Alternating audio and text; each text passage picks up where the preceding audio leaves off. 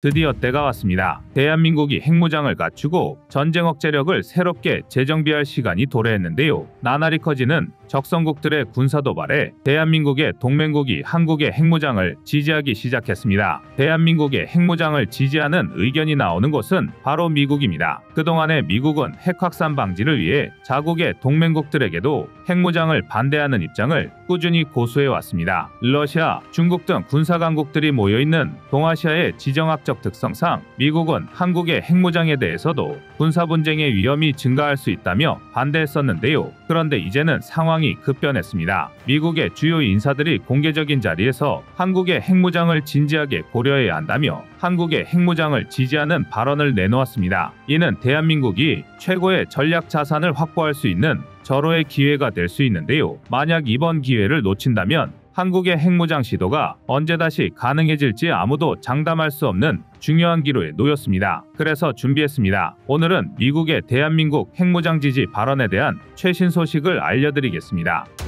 지금 보시는 영상이 마음에 드셨다면 지인들의 카톡으로 공유해주세요. 여러분의 구독과 좋아요는 꺼리튜브 영상 제작에 많은 힘이 됩니다.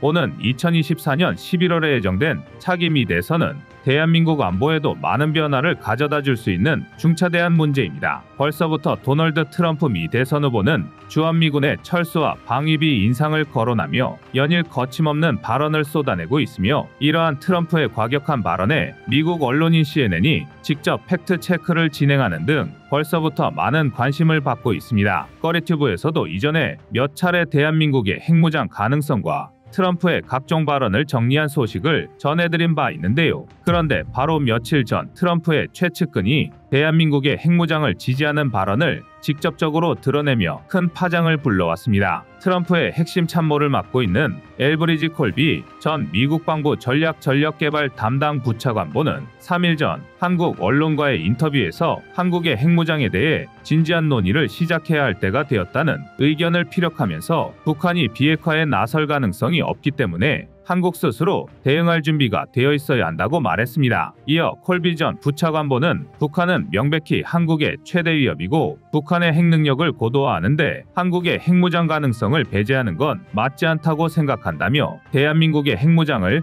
지지하는 의견을 주장했는데요. 이전까지 콜비 전 부차관보는 한국의 핵무장에 대해 심도 있는 논의가 필요하다는 지론을 가지고 있었음에도 불구하고 공개적인 자리에서의 발언에는 조심스러운 모습을 보여왔습니다. 일례로 콜비 전 부차관보는 한 달 전 보어에서 진행한 인터뷰에서도 한국의 핵무장 가능성을 고려할 수는 있지만 자신이 트럼프 대통령이나 대선 캠프를 대변하지는 않으며 미국의 우선순위는 핵 비확산화에 있다는 사족을 붙이며 조심스러운 자세를 견지했는데요. 그런데 이번에는 국제행사에서 공개적으로 대한민국의 핵무장을 언급했다는 점에서 매우 이례적이었습니다. 지금까지 미국의 정책 기조는 한반도의 비핵화 정책이었습니다. 미국은 한국이 핵을 보유하게 될 경우 이는 동아시아 지역의 핵 확산을 초래할 수 있다고 우려했었으며 한국의 핵무장 반대는 국제사회의 안정과 동아시아 지역의 평화를 위해 필요하다는 입장을 계속 강조해왔습니다. 하지만 콜비 전 부차관보는 미국의 한반도를 둘러싼 동아시아의 핵비 확산 정책은 완전히 실패했다는 것을 지적했습니다.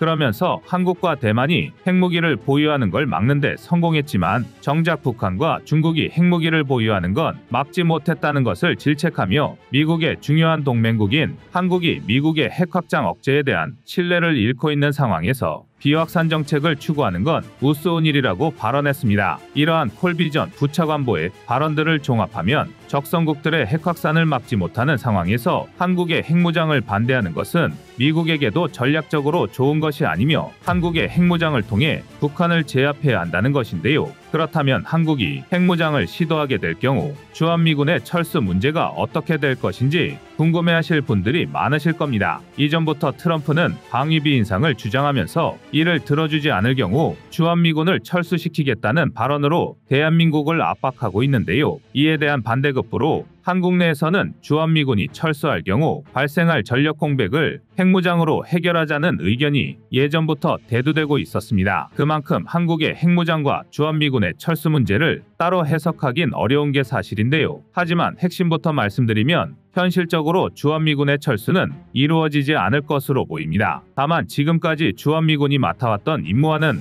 그 형태가 달라질 수는 있습니다. 콜비전 부차관보는 주한미군의 철수에는 반대하는 의견을 드러내면서도 주한미군은 앞으로 중국의 견제에 더 많은 역량을 집중해야 한다고 발언했습니다. 다시 말해 미국의 입장에서는 중국과 가까운 거리에 자신들의 병력을 배치할 수 있는 전략적 거점으로서 주한미군의 역할을 기대하고 있는 것이며, 주한미군이 북한보다는 중국이 견제에 역량을 집중할수록 발생할 수 있는 북한의 군사적 위험 문제에는 한국이 지금보다 더 많은 책임을 져야 한다는 것이 트럼프의 군사 참모들이 생각하는 전략적 방안입니다. 그렇다면 트럼프와 참모들이 어째서 지금까지 미국의 핵 비확산화 정책 기조와 정반대되는 의견을 내놓고 있는 것일까요? 그것은 더 이상 미국이 전 세계의 군사경찰을 자청할 여력에 한계를 느꼈기 때문입니다. 미국이 여전히 세계 1위의 군사력을 유지하고 있지만 그 격차와 영향력이 점차 줄어들고 있는 것이 사실입니다. 과거에 미국은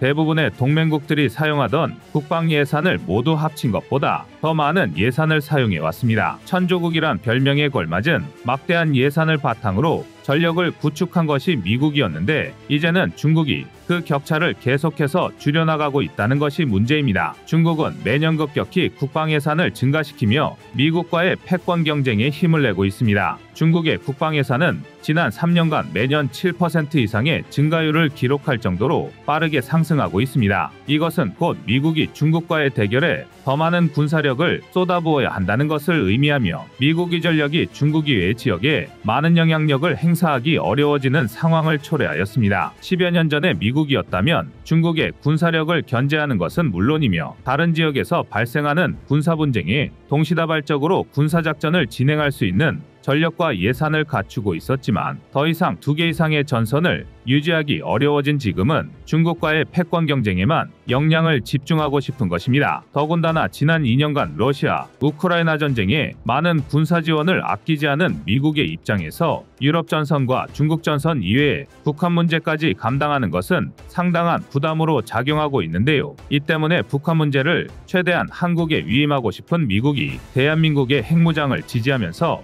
한국과 북한이 핵전력 균형을 맞추는 것을 고려하게 된 것입니다. 콜비전 부차관보는 이번에 진행된 한국 언론과의 인터뷰에서도 미국이 중국과 북한을 모두 상대할 수 있는 군사적 자원을 갖고 있지 못하다고 인정했습니다. 그러면서 한국이 철저하게 북한에 집중해야 한다는 것도 함께 말했는데요. 중국이 대만 해협에서 군사적 충돌을 야기할 경우 중국은 북한을 이용해 한국을 상대로 움직이며 미국의 주의를 분산시킨 뒤 중국이 미국에 도전할 수 있다는 우려를 표했습니다. 결국 이러한 군사 충돌이 발생할 경우 북한의 위협을 한국이 최대한 저지하기 위한 전략적 수단으로 한국의 핵무장을 지지하고 있는 것인데요. 콜비전 부차관보뿐만 아니라 미국의 많은 전문가들이 한국과 같은 군사 강국들이 핵무장을 통해 미국에 대한 의존도를 낮추고 독자적으로 주변국의 핵 위협을 견제할 수 있다면 자신들의 국방 예산 절감에도 큰 도움이 될 것으로 분석하고 있습니다. 미국의 동맹국들이 스스로 안보 문제를 해결하면 미국은 국방 예산의 4분의 1 정도를 절감할 수 있을 것이란 분석이 나온 것인데요. 크리스토퍼 밀러 전 미 국방장관 대행도 한국 언론과의 인터뷰에서 트럼프가 재집권하게 되면 미국의 새 행정부가 한국과 핵무장 문제에 대해 논의할 수 있을 것이라는 입장을 표명했습니다. 결국 미국 내에서도 한국이 자체적인 핵무장을 통해 북한의 위협에서 미국을 자유롭게 하는 것이 자신들의 국익에도 부합한다는 결론을 내린 것입니다. 그리고 미국의 차기 대선 주자와 군사 분야의 핵심 참모들이 직접적으로 한국의 핵무장을 지지하는 의견을 계속해서 피력한다는 것은 드디어 이제 대한민국이 핵무장을 갖출 수 있는 절호의 기회가 왔다고 해도 과언이 아닙니다. 그동안 한국은 핵무장을 추구하기보다는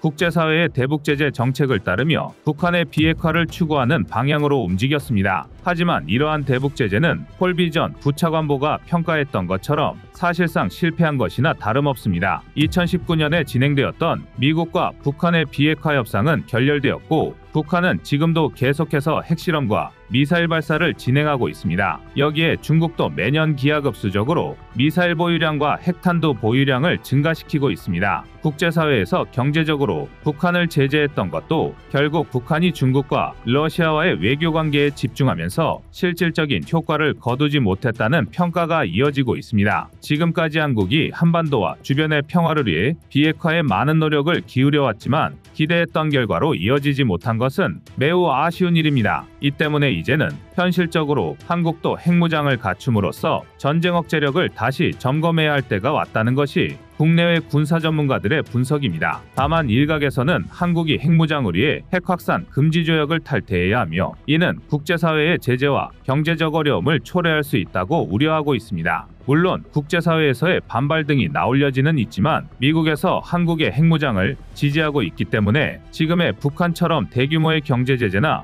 압력을 받을 확률은 낮다는 것이 군 전문가들의 의견입니다. 오히려 미국에서 한국의 핵무장을 원하고 있어 경제 제재를 완화하려 지원할 수 있다고 말하며 한국의 핵무장이 동맹국들의 이해관계에 부합하는 만큼 여러 제재는 충분히 우회할 수 있다는 분석이 나오고 있는데요. 이제 대한민국의 안보를 위해 본격적인 핵무장 가능성을 열어두어야 할 때입니다. 오는 11월에 예정된 미국의 대선까지 겨우 6개월의 시간이 남았습니다. 두 명의 미대선 후보는 한국의 핵무장 가능성에 대해 상반된 인식과 정책 기조를 가지고 있는 상황에서 미대선의 향방은 향후 대한민국의 안보를 좌지우지할 결정적인 사건이 될 수 있습니다. 비록 지금 시점에서 대한민국의 핵무장을 확신할 수는 없지만 분명 미국 내에서도 이제는 한국의 핵무장을 진지하게 고려하는 시각이 확대되고 있는 만큼 대한민국도 반드시 체계적인 핵무장 논의를 준비해야 할 때가 왔습니다. 점차 증대되는 적성국들의 핵위협 속에서 한국이 자체적인 핵무장을 통해 보다 확실한 전쟁 억제력을 갖추는 모습을 기대하겠습니다. 여러분들의 생각은 어떠신가요? 이상 꺼리튜브였습니다.